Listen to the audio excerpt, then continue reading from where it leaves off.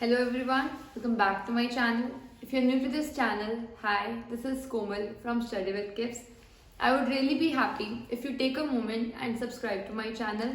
Also, if you haven't watched the previous videos of refraction yet, please watch them before continuing with today's class. In today's class, we'll discuss 4 topics. First would be refraction through a glass slab. Second is lateral displacement. Third is factors of lateral displacement, and the fourth one is what are the different type of lenses. So let's start with today's class. First topic is refraction through a glass slab. Slab का मतलब है एक rectangular piece है glass का, मतलब इतना सा rectangular piece होगा किसका, ग्लास स्लैब का. इसमें जो रिफ्रैक्शन होगी वो कैसे होगी. अगर आप ध्यान से देखो, अगर मैं यहाँ पर लाइट इंसिडेंट करूँ तो लाइट जो इंसिडेंट होगी इस रे को हम बोलेंगे इंसिडेंट रे, और यहाँ पर है interface. This is interface of air as well as glass. Interface वो लाइन होती है जो दो मीडियम्स को सेपरेट करती है. यहाँ पर है एयर, एयर से लाइट किसमें एंटर कर रही है, ग्लास में. तो ये क्या होगा, एक इंटरफेस जो दो मीडियम्स को सेपरेट कर रहा है. लाइट जैसे ही दो मीडियम्स के सरफेस को स्ट्राइक करेगी इट विल रिफ्रैक्ट. लाइट क्या करेगी, रिफ्रैक्ट. सबसे पहले हम ड्रॉ करेंगे नॉर्मल. नॉर्मल ड्रॉ होने के बाद एयर ग्लास, एयर मीडियम है रेयर और ग्लास मीडियम है कंपैरेटिवली डेंसर. मतलब ग्लास का इफेक्टिव इंडेक्स ज्यादा है, एयर का इफेक्टिव इंडेक्स कम है. तो लाइट जब रेयर से डेंसर मीडियम में आती है तो it bends towards the normal. अगर आपको डिटेल में करना है कि बेंडिंग नॉर्मल में क्यों हुई तो you can watch the previous videos of reflection. यहाँ पर हम मान के चलेंगे कि लाइट जब रेयर से डेंसर में जाएगी तो बेंडिंग कहाँ होगी, टूवर्ड्स द नॉर्मल. मतलब इंसिडेंट लाइट आई, अब वो स्ट्रेट जाने की बजाय नॉर्मल के पास बेंड हो गई. लाइट आई, स्ट्रेट जाने की बजाय कहाँ बेंड हो गई, नॉर्मल के टूवर्ड्स. अब लाइट दोबारा से एक इंटरफेस पे स्ट्राइक कर रही है. ये एक सरफेस है जो दो मीडियम्स को फिर से सेपरेट कर रहा है, ग्लास और एयर को. पहला इंटरफेस था जो सेपरेट कर रहा था एयर और ग्लास को, अब सेपरेट कर रहा है ग्लास और एयर को. तो यहाँ पर हम फिर से क्या ड्रॉ करेंगे, नॉर्मल. नॉर्मल ड्रॉ होने के बाद अब लाइट जा रही है डेंसर से रेयर मीडियम में. अगर लाइट डेंसर से रेयर मीडियम में जाती है तो it bends away from the normal.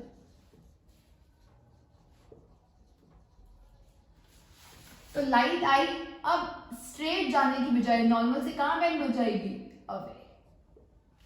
तो रे, जिस रे को हमने इंसिडेंट किया था दैट रे is known as incident ray. जो रे बीच में रिफ्रैक्ट हुई इस रे को हम बोलते हैं रिफ्रैक्टेड रे, क्योंकि इसमें रिफ्रैक्शन हुआ तो इसमें भी रिफ्रैक्शन ही है, but we have a different name for this and this ray is known as emergent ray. This is very important question for exam as well. You have to draw a refraction through a glass slab. जहां पर light पहले incident हुई, normal के towards bend हुई, फिर light incident हुई, normal से away bend हुई. They can also ask you to mention angle I, angle E and angle R as well. Angle I is the incident angle, angle E is the emergent angle and angle R is the refracted angles. अगर आपको ये diagram पे draw करने हो तो हर angle आपको पता है is always drawn with the normal. Incident angle draw होगा इंसिडेंट रे विद नॉर्मल, तो ये होगा angle of incidence. Emergent ray draw होगा, इमर्जेंट एंगल ड्रॉ होगा इमर्जेंट रे के साथ, तो this angle would be angle of emergent. And angle of refraction, this can also be angle of refraction and this can also be angle of refraction. So आप diagram में कोई भी naming कर सकते हो. This is angle I, this is angle e and these both are angle r. So we are done with first topic, that is refraction through a glass slab. जब भी light glass slab में से पास होगी तो 2 बार refraction होगी. एक बार जब air से ग्लास में एंटर कर रही है और सेकेंड टाइम जब ग्लास से एयर में एंटर कर रही है. और अगर आप एक यूनिक चीज देखो, लाइट आई, ग्लास ने उसे बेंड कर दिया टूवर्ड्स द नॉर्मल, फिर ग्लास से जब एयर में जा रहा है तो बेंड कर दिया अवे फ्रॉम द नॉर्मल। इसमें आप एक डेली लाइफ से एग्जाम्पल रिलेट कर सकते हो। अगर आप किसी आइडिया के साथ मेरे पास आए और मैंने आपको उसकी पॉजिटिव बातें बता दी, आप उसकी पॉजिटिव साइड बेंड हो गए, फिर आप अपने पेरेंट्स के पास गए, उन्होंने उसकी नेगेटिव साइड बता दी, आप नेगेटिव साइड बेंड हो गए। बेसिकली आपके पास पॉजिटिव भी था और नेगेटिव भी था, दोनों ने एक दूसरे के इफेक्ट को क्या कर दिया, नलीफाई। अभी भी आप जिस कंफ्यूजन से आए थे उसी कंफ्यूजन के साथ वापस जा रहे हो। आपको कंफ्यूजन थी कि मैं ये करूं या ना करूं, मैंने आपको पॉजिटिव बात बताई, पेरेंट्स ने नेगेटिव बात बताई, तो दोनों के बाद भी आप अभी भी कंफ्यूज हो। इसका मतलब जो ये इंसिडेंट रे आई थी, अगर मैं इसको एक्सपैंड करूं ज्योमेट्रिकली तो देखा गया इंसिडेंट रे को जो अगर हम प्रोड्यूस करते हैं और जो इमर्जेंट रे अगर हम एक्सटेंड करें तो इन रेज का जो डिस्टेंस होता है, जो ये डिस्टेंस होगा, ये हमेशा टाइम के साथ कांस्टेंट रहता है। मतलब incident ray is always parallel to the emergent ray, और जो ये एंगल आई होगा ये एंगल ई के इक्वल होता है। ये जो मैंने आपको जिस एग्जाम्पल के साथ बताया था, आप एक कंफ्यूजन के साथ आए, पॉजिटिव बातें पता चली, नेगेटिव, आप जैसे आए थे वैसे ही चले गए। मतलब जितना एंगल आपका पहले बन रहा था अभी भी एंगल नॉर्मल के साथ उतना ही बन रहा है। और ये डिस्टेंस हमेशा कैसे रहेगा, पैरेलल। दोनों का डिस्टेंस हमेशा कैसे रहेगा, constant. And this constant distance is given a term that is known as lateral displacement. We call this constant distance as lateral displacement or lateral shift. मतलब the distance, the constant distance between the incident ray as well as the emergent ray is known as lateral displacement as well as or lateral shift. So we are done with first topic as well as second topic. Third topic of today's class is what are the factors on which lateral displacement depends. मतलब ये कभी ज्यादा हो सकती है, कभी ये कम हो सकती है, तो ये किन फैक्टर्स पे डिपेंड करेगा कि लेटरल डिस्प्लेसमेंट क्या होगी। सो factors would be, first factor would be angle I. Incident angle को अगर मैं चेंज करती रहूं तो जो ये डिस्टेंस भी होगा ये भी क्या होता रहेगा, चेंज होता रहेगा, वैरी होगा, इंक्रीज हो सकता है या फिर डिक्रीज होगा। तो first factor would be angle of incident. अगर एंगल ऑफ इंसिडेंस चेंज करेंगे तो लेटरल डिस्प्लेसमेंट की जो लेंथ है, जो ये डिस्टेंस है, ये भी क्या करेगा, vary. Second point is refractive index of medium. Refractive index is represented by n. मतलब हर बार आप ग्लास तो नहीं ले रहे, आप ग्लास ले सकते हो, कोई और ट्रांसपेरेंट मीडियम ले सकते हो, तो हर मीडियम का रिफ्रैक्टिव इंडेक्स डिफरेंट होगा। तो हर एक में जो ये लेटरल डिस्प्लेसमेंट है कि लाइट कितना बेंड कर रही है वो भी क्या होगा, different. Third factor is wavelength of light.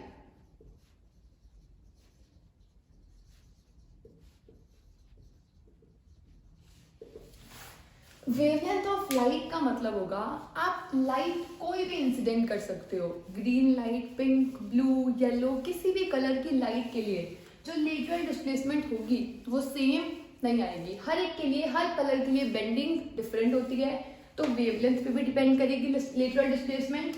And the fourth and the last factor is thickness of glass slab.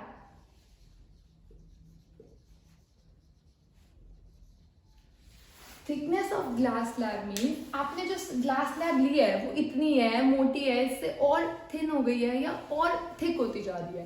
तो जैसे जैसे थिकनेस वैरी करेगी वैसे वैसे लेटरल डिस्प्लेसमेंट भी वैरी करेगी। You have to read about this topic in detail in higher classes कि ये कैसे वैरी करेगी, बढ़ेगी या कम होगी। Till 10th class you should know the factors on which lateral displacement depends. So moving on to last topic of today's class, that is types of lenses. What are lenses? Lenses क्या purpose solve करते हैं? जैसे first in the beginning of this chapter we discussed about mirrors. Mirrors क्या purpose solve करते थे? Mirrors use to reflect the light, मतलब हम mirror के सामने खड़े होंगे, हमारी क्या फॉर्म होगी, इमेज, तो दे रिफ्लेक्ट द लाइट। अब हम रिफ्रैक्शन कर रहे हैं, रिफ्रैक्शन के लिए वी कांट यूज मिरर्स, क्योंकि मिरर्स में लाइट नेक्स्ट मीडियम में नहीं जाती, तो रिफ्लेक्शन तो होगा ही नहीं। We have to use a transparent medium, जिसमें लाइट एक मीडियम से दूसरे मीडियम में जा पाए। So we use lenses for that, we use lenses for refraction of light, or lenses are devices that perform refraction of light. refraction of light मतलब अगर आप स्पेक्स भी वियर करते हो तो लाइट स्पेक्स से आपकी आईज में फॉल करती है, मतलब लाइट ग्लास में एंटर कर रही है और उसके बाद आपकी आईज पे फॉल कर रही है, एक मीडियम से पास होने के बाद लाइट आ रही है। इसका मतलब हम क्या पढ़ रहे हैं, refraction. There are two types of lenses. First lens is convex lens, and the second type of lens is concave lens. Convex lens is a type of lens that is also known as converging lens, and concave lens is known as diverging lens. अब converging और diverging का मतलब क्या होता है? Converge करने का मतलब होता है दो रोड्स आई और एक पॉइंट पे कन्वर्ज हो गई, और डाइवर्ज करने का मतलब होता है एक रोड दो रोड्स में निकल रही है, तो यहां से ये दो रोड्स में डाइवर्ज हुई है और यहां पर दो रोड्स एक में कन्वर्ज हुई है। कन्वर्ज का मतलब होता है जब हम सारी रेस को एक पॉइंट पे फोकस कर देते हैं, तो वो काम कौन करता है, कन्वेक्स लेंस। और डाइवर्ज करने का मतलब है एक सोर्स से लाइट स्कैटर हो गई, पूरे पे स्प्रेड हो गई, तो उसे हम बोलेंगे कि लाइट क्या हुई है, डाइवर्ज। और अगर एक पॉइंट पे फोकस होती है तो that is known as converging of light. So there are two types of lenses, one is convex lens and the other one is concave lens. Convex lens को हम ड्रॉ करते हैं जिसके दो रिफ्लेक्टिंग सर्फेसिस होते हैं, this is convex lens, and concave lenses जिसमें हम ऐसे लगेगा कि हम केव में जा रहे हैं, तो ऐसे होगा सरफेस केव का। This lens is concave lens and this lens is known as convex lens. So convex lens converges the light, converge करता है, and concave lens diverges the light. आप सबने एक एक्सपेरिमेंट ट्राई किया होगा जिसमें आप पेपर को बर्न करते हो यूजिंग अ लेंस, और आप उसे सन की तरफ फेस करके पेपर को बर्न करते हो। कैसे? जैसे आपने ये एक पेपर लिया और यहाँ पर है एक लेंस जिसे आपने अपने हैंड में होल्ड किया हुआ है, लेंस को होल्ड करके यहाँ पर है सन। आप लेंस की पोजीशन को चेंज करते रहते हो जहां पे आपको सन का ब्राइट स्पॉट मिले पेपर पर। मतलब आपने क्या किया, लेंस लिया, लेंस की पोजीशन को एडजस्ट किया, यहाँ पर किया, यहाँ पर किया, और जहां पर आपको सन की रेज मिल रही है, मतलब सन की एक ब्राइट स्पॉट फॉर्म हो रहा है पेपर पर, वहां पर आप रुक कर देखते हो और इसे होल्ड करके खड़े हो जाते हो। बेसिकली आप इस एक्सपेरिमेंट में कर क्या रहे हो, सन की रेस को, सारी रेस को एक पॉइंट पे कन्वर्ज करने की कोशिश कर रहे हो। जहां पर सारी रेस कन्वर्ज होती हैं, that point is known as focus. मतलब ये कौन सा पॉइंट होगा, सन, माइक्रोस्कोप से इसके बीच का डिस्टेंस, ये कौन सा डिस्टेंस होगा, फोकल लेंथ। अगर ये पॉइंट फोकस है तो फोकस से लेंस तक का डिस्टेंस क्या होगा, फोकल लेंथ। तो आपने बेसिकली किया क्या, सन ऑब्जेक्ट की इमेज को फॉर्म किया एक पेपर पर, और सन के पास ट्रिमेंडस अमाउंट ऑफ एनर्जी होती है। अगर उसकी थोड़ी सी एनर्जी भी यहाँ पर फॉल करेगी तो this paper starts to burn. आपको एक येलो स्पॉट दिखेगा, और अगर आप होल्ड करके रखो उसी पॉइंट पे तो पेपर ब्लैक होते होते जलना स्टार्ट हो जाता है। आप ये एक्सपेरिमेंट अभी भी ट्राई कर सकते हो यूजिंग अ लेंस, जिसमें आपको लेंस को होल्ड करना है, और लेंस को होल्ड करने के बाद एक पोजीशन ढूंढनी है जहां पर सारी रेस कन्वर्ज हो जाए, और उस डिस्टेंस को हम क्या बोलेंगे, focal length. In today's class, we'll also discuss rules to draw ray diagram for lenses. Till now, we have discussed that this is convex lens and this is concave lens. आप किसी lens को touch करके कैसे बता पाओगे कि कौन सा लेंस कन्वेक्स है और कौन सा लेंस कंकेव है? आप ध्यान से देखो, जो मिडिल पार्ट में जो लेंस थिक है वो कौन सा लेंस है? Convex lens. और जो लेंस मिड पार्ट से थिन है, मतलब पतला है मिडिल पार्ट से, वो कौन सा लेंस होगा? Concave lens. तो कन्वेक्स लेंस सेंटर से, अगर आप किसी लेंस को टच कर रहे हो और वो बीच से मोटा है तो वो लेंस होगा कन्वेक्स, और अगर वो बीच से पतला है तो वो कौन सा लेंस होगा? Concave. So let's start with rules to draw ray diagram for lenses. अगर आपने रिफ्लेक्शन वाली वीडियो पहले देखी है तो this topic will be very easy for you, और अगर आपने नहीं देखी है तो प्लीज वॉच दैट फर्स्ट, ताकि आपको ये टॉपिक बहुत इजी लगे और रेलिवेंट लगे। सो let's start with first rule. First rule same है जैसे हमने रिफ्लेक्शन में किया था। अगर कोई रे पैरेलल है प्रिंसिपल एक्सिस के तो it will pass through the focus. अब कोई रे आ रही है एंड ये प्रिंसिपल एक्सिस के क्या है? Parallel, this is principal axis. और अगर कोई रे प्रिंसिपल एक्सिस के पैरेलल है तो it will pass through the focus. यहाँ पर क्या होगा? फोकस। तो रे आई और ये कहां से पास करेगी? फोकस में से। अब यहाँ पर कोई रे आई, कनकेव लेंस रेस को कन्वर्ज नहीं करते, डाइवर्ज करते हैं। मतलब कन्वर्ज करते तो एक पॉइंट पे कन्वर्ज करते, अब ये डाइवर्ज कर देंगे। रे पैरेलल आई और कहां से पास करेगी? ऐसा लगेगा कि ये कहां से पास कर रही है? फोकस से। मतलब रे आई और पास कर रही है फोकस से। रे आई और इसने रेस को डाइवर्ज करना है तो ऐसा लगेगा कि रे कहां से गई है? फोकस से। सो आई होप आपको फर्स्ट रूल क्लियर होगा। सेकेंड रूल इज, अगर कोई रे फोकस से पास कर रही है then it will go parallel to the principal axis after refraction. रे कहां से पास कर रही थी? फोकस से। आफ्टर रिफ्रैक्शन क्या हो जाएगी? पैरेलल। अब इसमें अगर हम देखें, एक रे पास कर रही है फोकस से। अब लाइट रे फोकस में एक्चुअली नहीं जा सकती है, तो ऐसा लगेगा कि लाइट रे कहां से आ रही है? फोकस से। तो ये आफ्टर रिफ्लेक्शन क्या हो जाएगी? पैरेलल। लाइट रे आई और पैरेलल हो गई, लाइट रे फोकस से आई और पैरेलल हो गई। And the third and the last rule is, अगर कोई लाइट रे ऑप्टिकल सेंटर से पास करती है then it goes undeviated. Now what is optical centre? Optical centre is the mid point of a lens.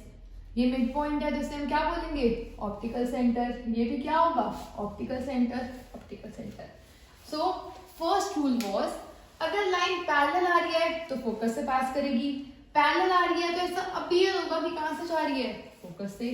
Second rule, अगर light focus से पास कर रही है तो after reflection it will go parallel.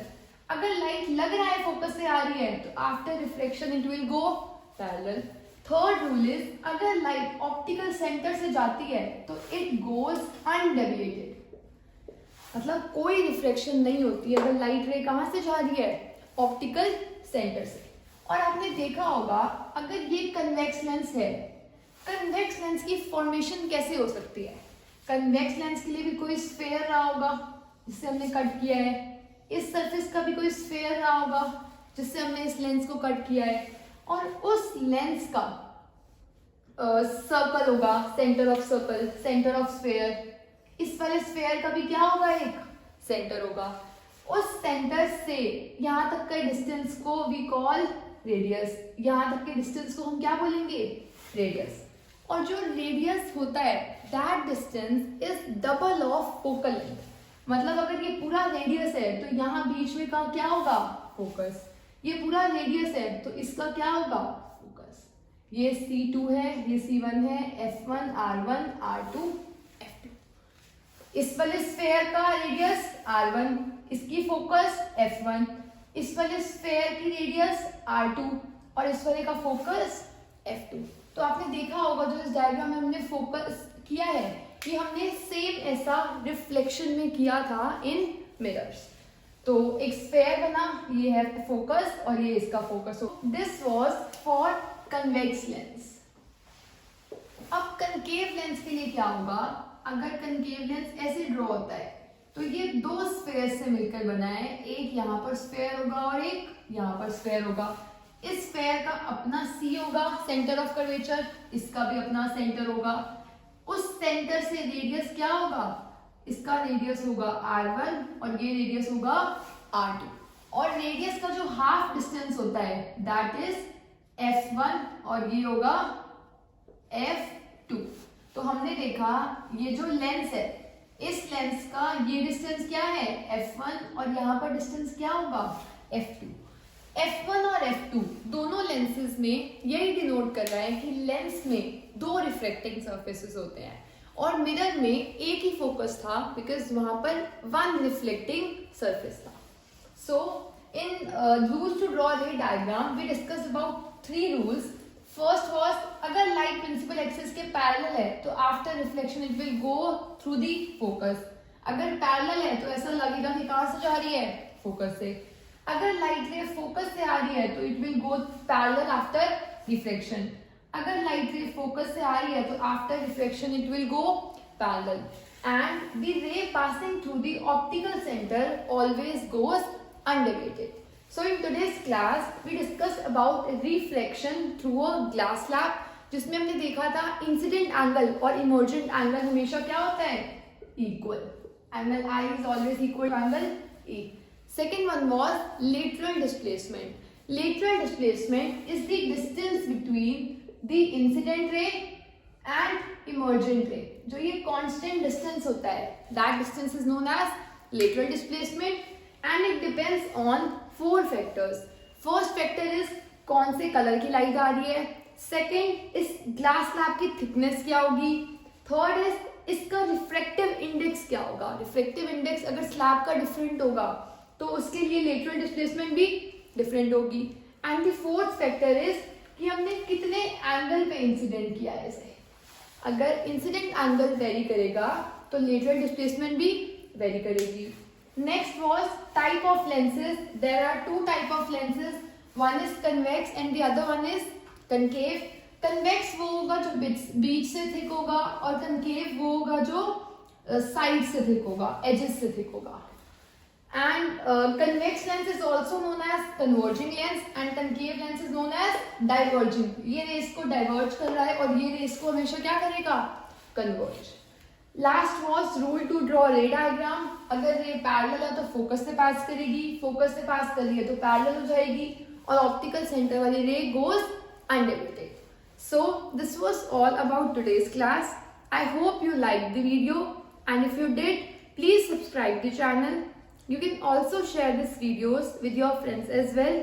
Thanks for watching the video. I hope you all have a nice day.